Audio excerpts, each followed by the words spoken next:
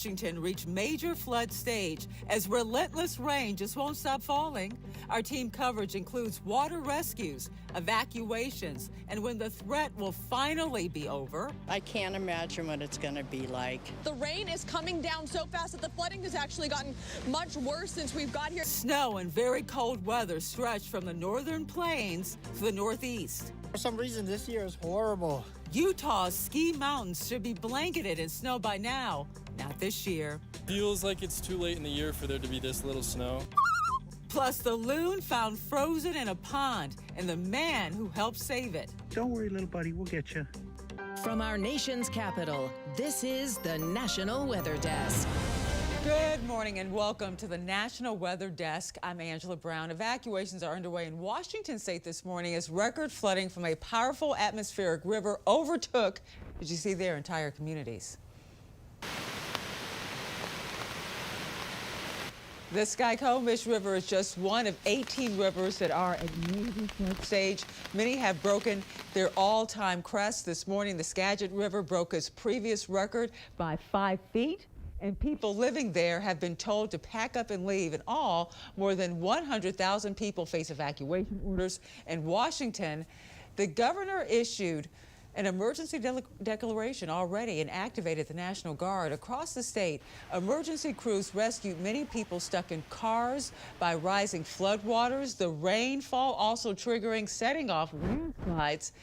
This one closed portions of Interstate 90. More slides are expected as the rain continues. All this is happening thanks to an atmospheric river that is pulling moisture from the tropics and dumping it across the Pacific Northwest. Some areas have seen nearly 10 inches of rain since the start of December. Thankfully, though, things should start to dry out tomorrow. Now, this morning, we have team coverage along all the major rivers. We start with Jeremy Harris with details on the state of emergency.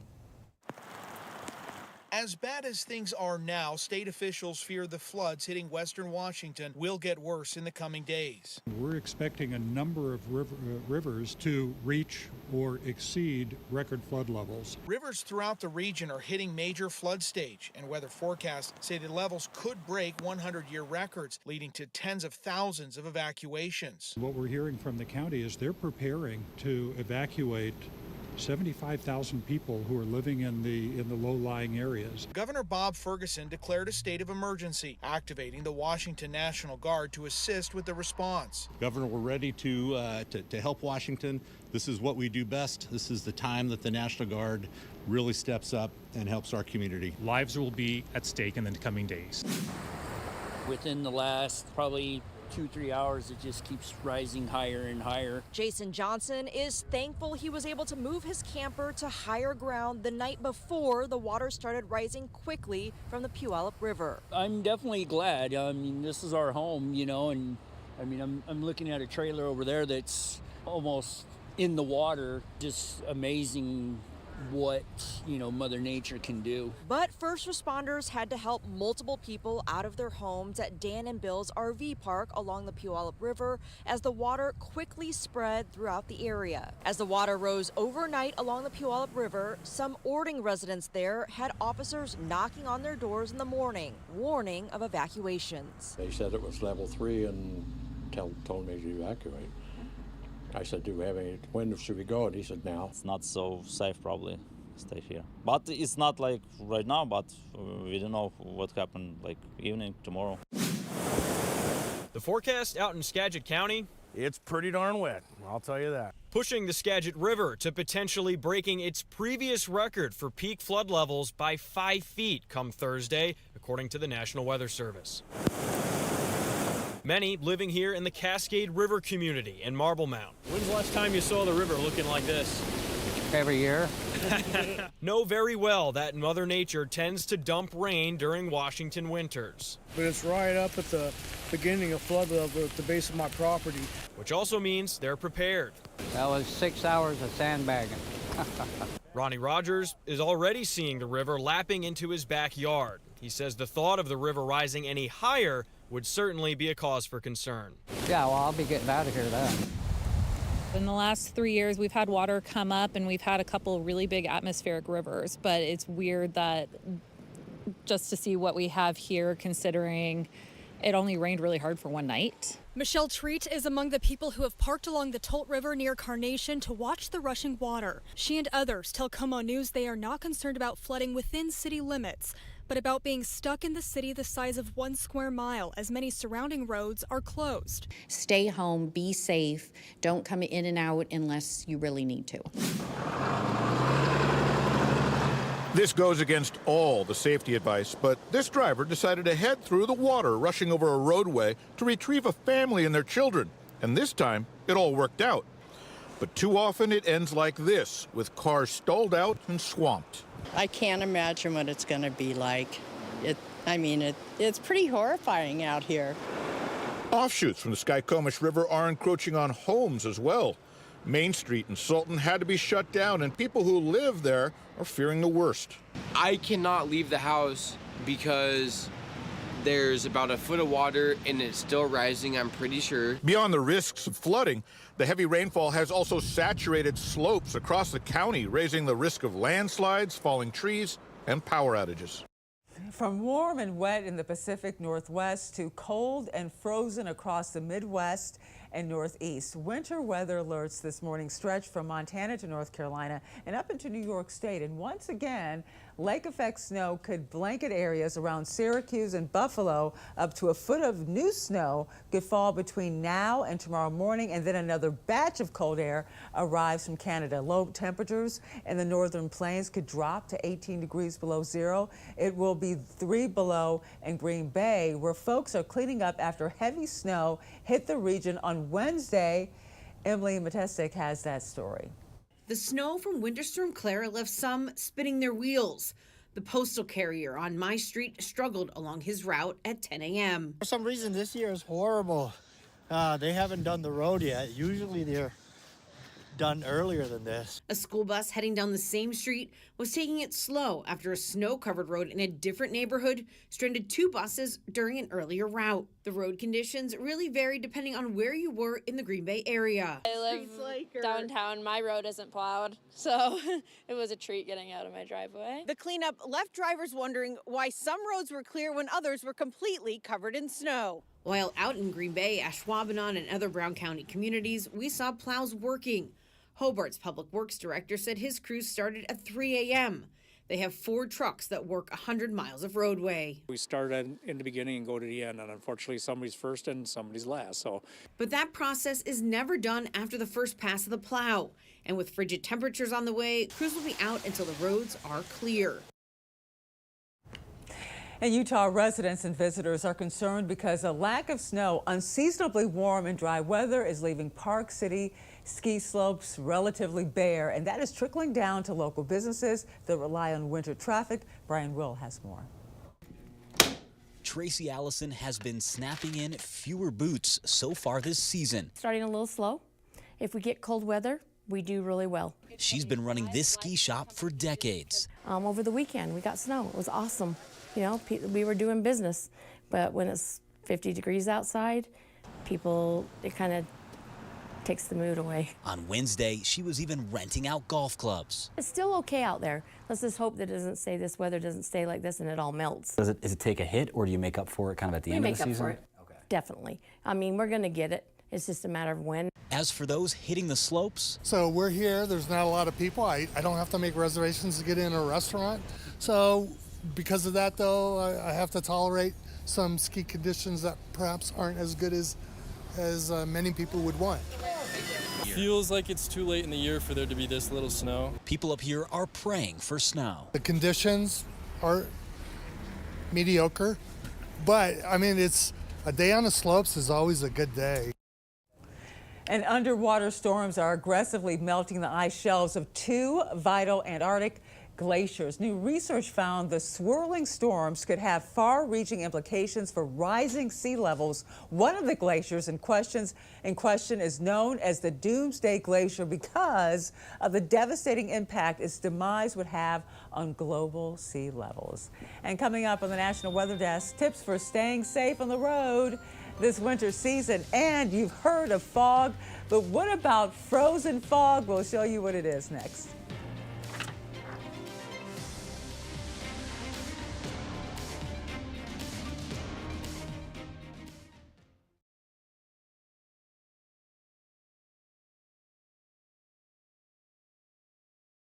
I'm meteorologist Charlie Lopresti. Look at the Northeast. The cold air is rushing back into the Northeast today. It's been a common theme this December so far.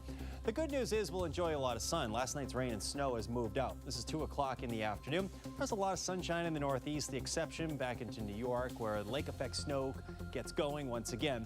Temperatures will be cooling throughout the day, and it's a chilly start to your Friday. We'll have some gusty winds with a lot of sunshine to end out the work week. We'll have highs in the 20s and low 30s.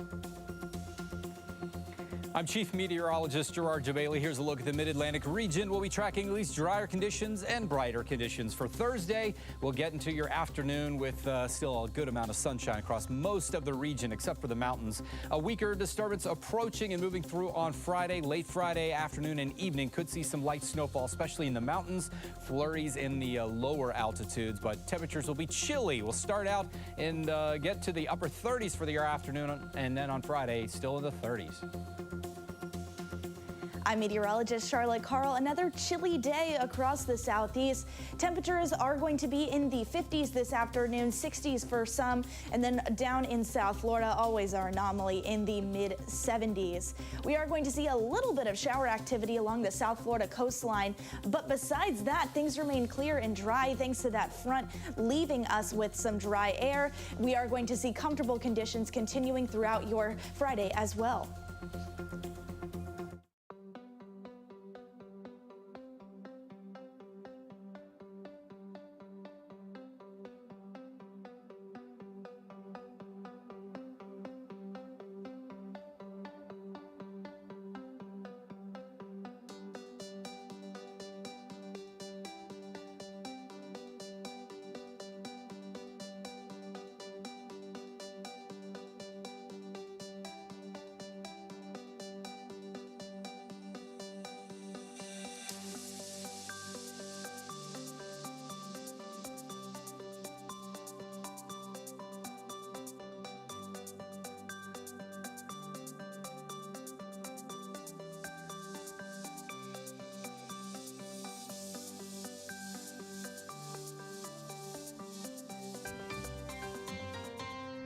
I'm Joe Charlevoix, Chief Meteorologist at Uplift Live in Traverse City, Michigan, and you are watching the National Weather Desk. A quick-thinking person in Maine rescues a loon from a frozen fate. Most of the state's iconic loons migrate to the ocean during the winter months, but not all of them do. And as Julia Simon shows us, one needed some help over the weekend. Maine Audubon says loons usually need 100 to 160 feet of open water to take off and fly. But during the winter, they can get trapped on rapidly freezing bodies of water, just like this one was, until a local man stepped in and helped. Good boy. Don't worry. Don't worry, little buddy. We'll get you. Scientists say this bird may have been caught in cold weather before it had a chance to change into its winter coat. Loons will molt for the winter, so they change into that winter plumage, and while loons are molting, they might not be able to fly for about a month or a month and a half. So that is typically what we might see when some of these instances of loons getting trapped on ice happen. Over that way, good boy. Keep going. Severe weather and interactions with boaters can also threaten loons. We see nests that are washed out because they flood from a week, and so that egg floods out of the nest. We see loons getting hit from boat strikes. Lead poisoning from fishing gear is still a huge contributor to loon mortality. But Maine Audubon says the story of the loon's recovery in Maine is still being written, with the population more than doubling since 1983. So for the 2025 results, we estimate a population of around 3,174 adults and around 568 chicks. So again, that is just for that southern portion of Maine. It's the time of year where humans also head out on the ice for some winter fun like skating and, of course, ice fishing. But all it takes is one thin patch for a fun time to veer into a danger zone. Iowa meteorologist Grayson Front tells us how to stay safe out on the ice. The Iowa DNR recommends a minimum of 4 inches of ice for ice fishing and at least 5 to 7 for snowmobiles and ATVs. Whether you're going out for a few minutes or a few hours, always let someone know exactly where you're going, but it's always safer to not go out alone.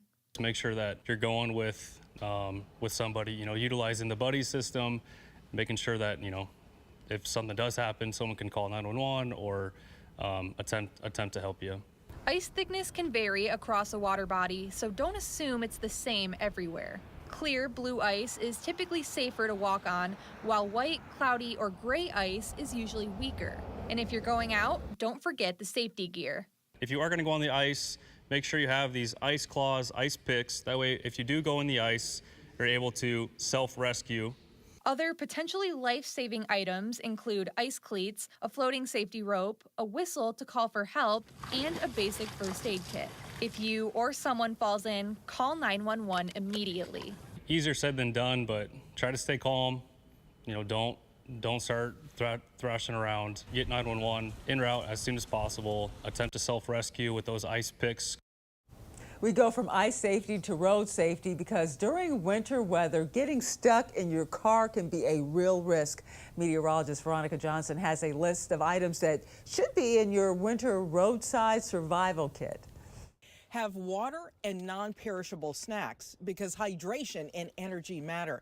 Listen, you never know how long you're going to be stuck. And you'll want to have some warm clothes, boots, socks, blanket, and gloves. If your car runs out of heat, this will keep you warm and keep you from getting hypothermia. And of course, you'll want to have a phone charger. This is your lifeline for calling for help. A dead phone in a snowstorm is dangerous. And it's also good to have a first aid kit for minor injuries.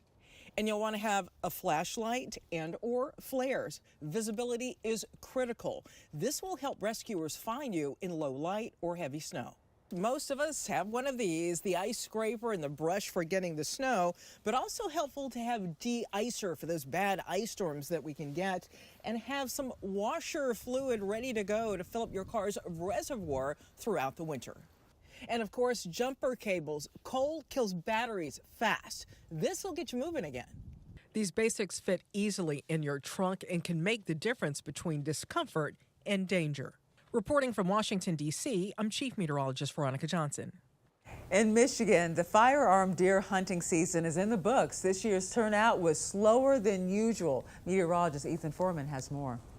It just seems like there were fewer hunters in the woods opening day, which was surprising, being on a Saturday. The DNR is hopeful that the numbers in future years will even out and stay steady. We have the hunters that we have talked to have been seeing a moderate amount of deer, and most of them actually report seeing closer to a 1-to-1 buck-to-doe ratio. Despite the drop in deer hunters, Griffith says that in the past they used to see a 50 doe to 1 buck ratio, and what we are seeing now with a 1-to-1 ratio is much better. Seeing the drop in deer hunters around is creating some concerns. With the decline in the hunting community, we are hampered as far as having enough hunters that are successful to keep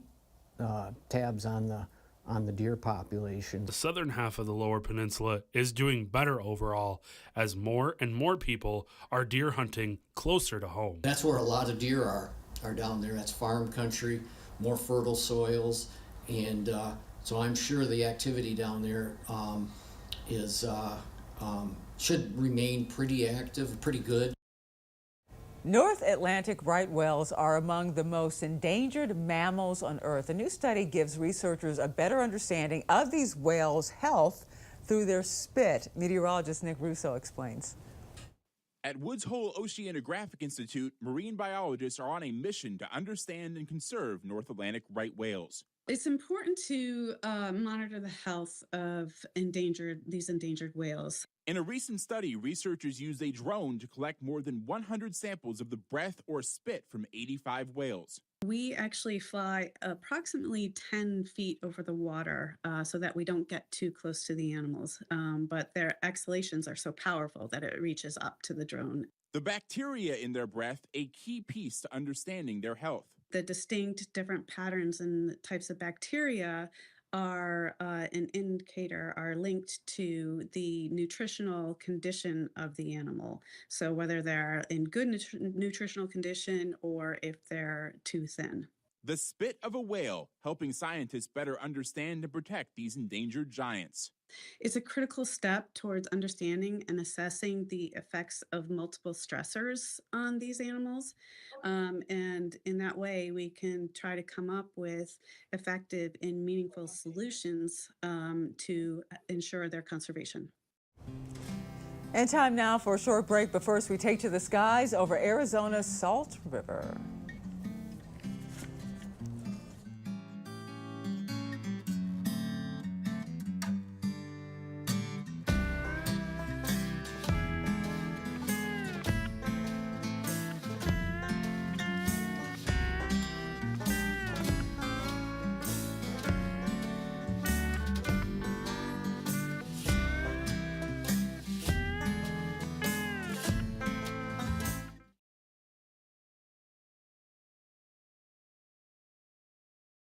Well, a very good Thursday morning, everyone. I'm meteorologist Andrew Buck-Michael. Look at this clipper just racing across the Midwest today. Quick little bout of snow moving its way throughout the area. As we continue on into the next few days, we will continue to see a couple more clippers slide their way through. That moves out Friday, but then another one starts to move in Saturday, bringing us another chance for some snow across a lot of the Midwest.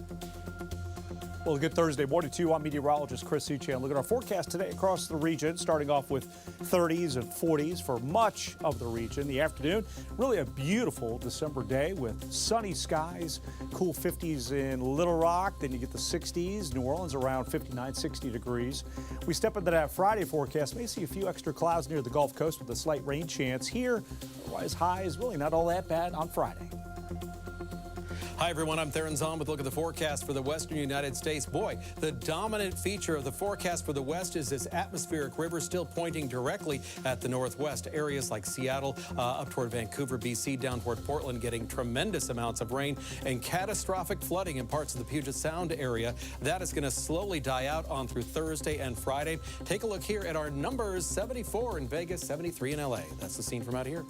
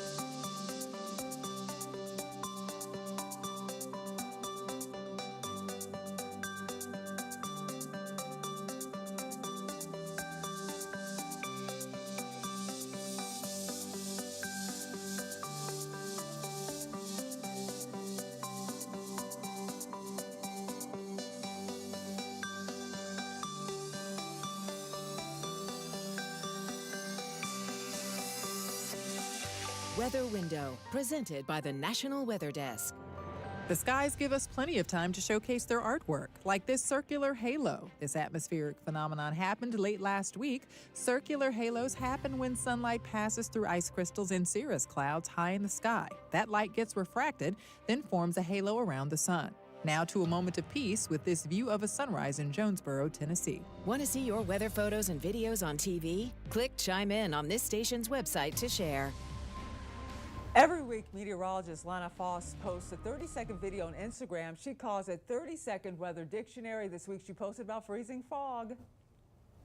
Hey guys, meteorologist Lana Foss here with this week's 30-second weather dictionary word, and that's going to be freezing fog, something that we here in Eastern North Carolina have dealt with this year. Now, as far as freezing fog goes, whenever we do get fog and those temperatures are below freezing, those water droplets that are sustained in air freeze themselves.